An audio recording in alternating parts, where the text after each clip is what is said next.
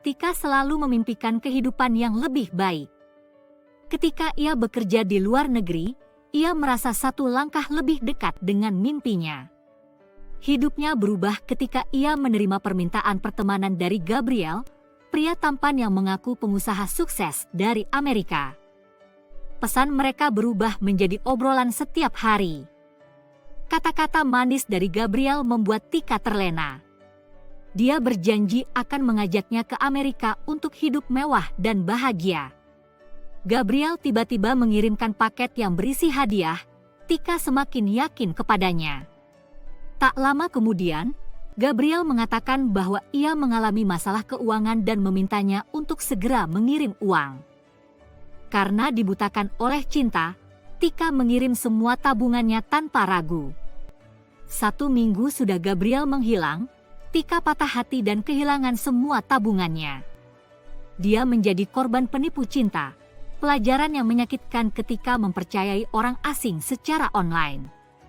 Meskipun terluka, Tika bersumpah untuk membangun kembali hidupnya dan mengedukasi orang lain tentang bahaya penipuan seperti ini. Lalu Tika membagikan kisahnya secara online. Ia menemukan banyak pekerja rumah tangga migran yang juga menjadi korban penipuan. Setelah 1 minggu meminta mereka menceritakan kisahnya, ia mendengar banyak cerita yang menakutkan dan juga menyedihkan.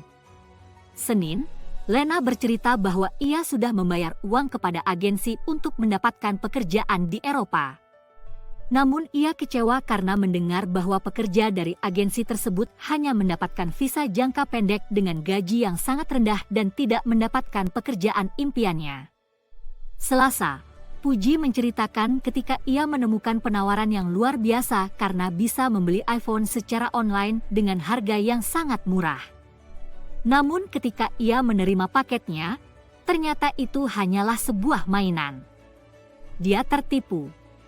Rabu, Siti menerima pesan teks yang diduga dari bank dan memberitahukan bahwa ada masalah dengan rekeningnya. Mereka meminta Siti untuk mengakses link dan memverifikasinya. Teman kerja Siti menyarankan untuk langsung datang ke bank. Siti tahu bahwa itu adalah penipuan. Jika dia memberikan detailnya, para penipu bisa mengakses akunnya di bank. Kamis, Anah menerima telepon yang diduga dari Kementerian Tenaga Kerja yang memintanya untuk mengonfirmasi data diri untuk mengakses rekening banknya karena ia dicurigai melakukan pencucian uang. Mereka mengatakan bahwa Anah telah melakukan tindak pidana. Dia merasa aneh dan untungnya tidak membalas pertanyaan mereka. Lalu dia mengirim email ke Kementerian Tenaga Kerja tentang hal itu. Mereka mengonfirmasi bahwa itu adalah penipuan. Jumat, Jenelin mempunyai anak yang bekerja sebagai pekerja rumah tangga migran di Arab Saudi. Dia menerima telepon dari Bella yang mengaku teman putrinya, dan mengatakan bahwa ia harus mengirimkan uang kepada Bella karena saat ini putrinya sedang kritis di rumah sakit. Sebelum mengirim uang, Jenelin menelpon putrinya dan menunggu hingga ia mendapat kabar. Putrinya menjawab dengan cepat bahwa ia baik-baik saja. Ini adalah sebuah penipuan. Sabtu, Yuniati mendapat tawaran dari seorang temannya untuk membantunya mentransfer uang. Jika Yuniati membantunya, ia akan memberikan beberapa dolar sebagai ucapan terima kasih. Yuniati ingat bahwa tidak boleh memberikan siapapun untuk menggunakan rekening bank, dan transfer ini bisa digunakan untuk pencucian uang. Ia menolak tawaran itu dengan sopan.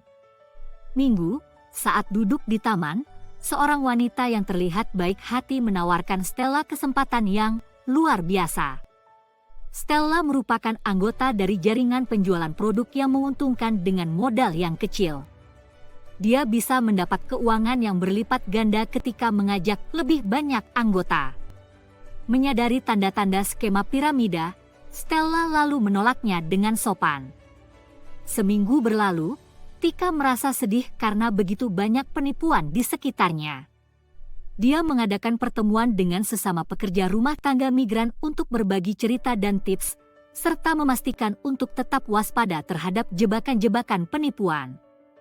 Mereka belajar melindungi diri sendiri dan uang hasil jerih payah mereka. Mereka membuat sebuah grup Facebook untuk membantu para pekerja rumah tangga migran mengenali dan menghindari penipuan. Pesan moral dari cerita ini adalah, penipuan merupakan trik yang licik.